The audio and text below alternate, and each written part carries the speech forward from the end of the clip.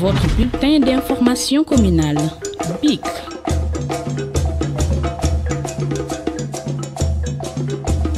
C'est Madame Thioub Fambe Ndoye, chef de département protection sociale et point focal migration de l'INSAS, présidente du réseau d'appui aux femmes et enfants en migration. Quelle est l'importance de cette activité aujourd'hui? Voilà, aujourd'hui nous sommes dans le prolongement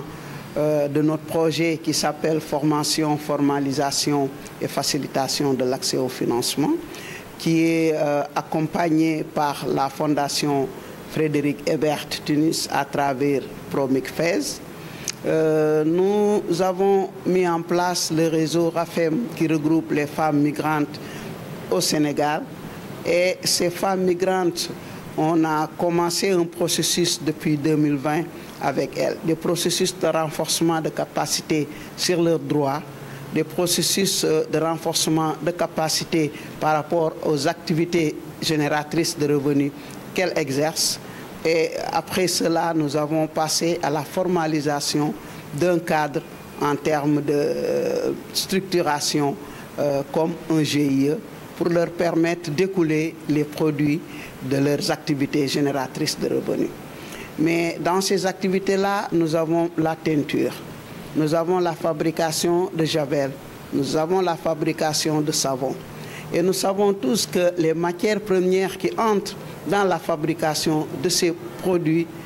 ont certains impacts sur leur santé. Donc c'est en fait des produits qui ont certains risques par rapport à leurs propriétés chimiques qui peuvent altérer la santé de ces femmes. Donc cet atelier va les aider à pouvoir identifier ces risques professionnels-là par rapport à leurs activités, mais aussi à savoir quelles mesures de prévention prendre pour que ces impacts-là, pour que ces dommages-là ne se produisent pas. Donc aujourd'hui, nous avons fait appel à un expert, un inspecteur du travail et de la sécurité sociale qui est venu nous accompagner sur ce thème pour pouvoir instaurer le réflexe de sécurité chez ces femmes.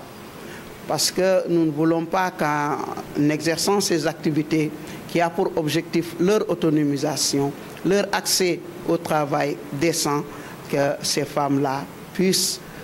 être confrontées à des risques qui vont nuire à leur santé et occasionner du même temps d'autres dépenses qu'elles ne pourront pas supporter.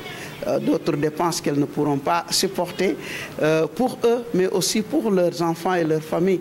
Car les risques professionnels peuvent avoir des incidences même au niveau des familles, au-delà du milieu de travail. Est-ce qu'il y aura une évaluation au niveau de leur milieu de travail? Il y aura un suivi plus loin par rapport aux différentes GIE qui sont là présentes pour la formation? Bien sûr, comme vous le voyez, il y a beaucoup de communautés qui sont présentes ici et qui ont des associations. Donc ces femmes vont constituer des relais auprès même de leur communauté et à d'autres espaces de travail où elles pourront faire la sensibilisation sur les risques professionnels. Donc la continuité, c'est d'abord former ces femmes en tant que relais pour la promotion de la santé et sécurité au travail, mais aussi les amener à pouvoir se protéger par rapport à leurs activités. Et pour cela, il faudrait qu'elles connaissent tous les risques liés à tous les produits qu'elles manipulent. Et les risques aussi liés aux procédés de travail qu'elles sont en train d'exploiter pour produire leurs produits. Donc la continuité sera la sensibilisation, mais aussi le partage d'expériences au sein de leur communauté. Quel est le message que vous allez lancer par rapport à ces formateurs? Bon, le message que je veux lancer, c'est que la formation doit être accessible à tout le monde. Si vous voyez aujourd'hui que nous avons pris cette cible que constituent les femmes migrantes, c'est que en réalité, dans les programmes que nous avons au niveau de nos pays en matière de santé et sécurité au travail, il n'y a pas une grande part accordée à l'économie informelle. Et la plupart de ces migrantes étant dans l'économie informelle n'accèdent pas souvent à cette sensibilisation et à ces formations. Donc nous leur demandons d'étendre la formation en santé et sécurité au travail à ce secteur de l'économie informelle et précisément à ces femmes et aux femmes migrantes. Que la formation soit accessible à tous, mais aussi que le contrôle pour le respect des normes en matière de santé et sécurité au travail, que ce contrôle aussi puisse s'effectuer effectivement dans le milieu de travail qui est le milieu de l'économie informelle, qui constitue la majeure partie de nos activités économiques au niveau du Sénégal. waaw man en fait maay chef de département maanaam ci jiite département protection sociale ak migration fii ci INSAS waaye man maay présidente réseau d'appui aux femmes et enfants en migration maanaam kuréel bi nga xam ne dañ ko teg pour di gunge di jàppale femmes yi nga xam ne ay migrantes lañ. migrante c'est-à-dire ñu jóge yeneen dëkk ñëw fii mais migrante de retour c'est-à-dire suñu sœurs yi demoon migré gi te doxul ñu dellu si waat seen réew ak suñu sœurs yi nga xam ne dañu jóge ci àll ba ñëw ci biir réewu taax yi di fi yëngu donc réseau boobu ñooñu la dajale ñooñu nag dañuy am ay lu ñuy yëngu pour di ci terlu loolu ñuy yëngu nag di ci terlu waruñu cee jële benn feebar wala benn gàllankoor maanaam dañoo bëgg ñu exercer liggéey boo xam ni dinañ ko liggéey am ci wér-gi-yaram te duñ ci am benn risque loolu moo tax tey ñu dajale leen fii ginnaaw bañ leen formé ci ñu cuub ginnaaw bañ leen formé ñu mën a defar saabu ginnaaw bañ leen formé ñu mën a defal eau de javel bëgg nañu nag yooyu buñ koy jëfee dara loo xam ne mën na leen gàllankoor ci seen wér-gi-yaram bu mu leen dal loolu moo tax tey ñu dem ba caisse de sécurité sociale ñi nga xam ne ñoom ñoo jiite prévention des risques professionnels ñu wut fa expert mu ñëw tey war ñoo waxal yëngu yooyu ñuy yëngu lan moo ñu ci mën a gaañ ak nan la ñuy def ba fagaru ba nga xam ni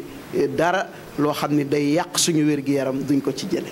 ndax dina am njeexital ci formation bi ci loo xam ne ñi ñuy liggéey ci biir pàcc yi dina am suivi ci seen wàllu liggéey wala déet. waaw xam nga dañuy sant bu baax fondation Frédéric Ebert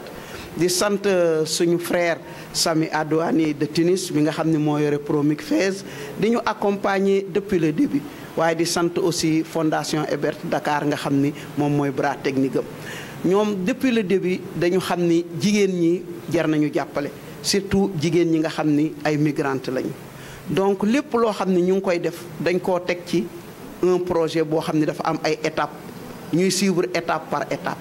tey étape yi nga xam ne dafa commencé woon ci ñu yokk seen xam-xam ci seeni droit dañ koy teg étape boo xam ni lépp lu ñuy yëngu dañ koy xam la ca nekk man ko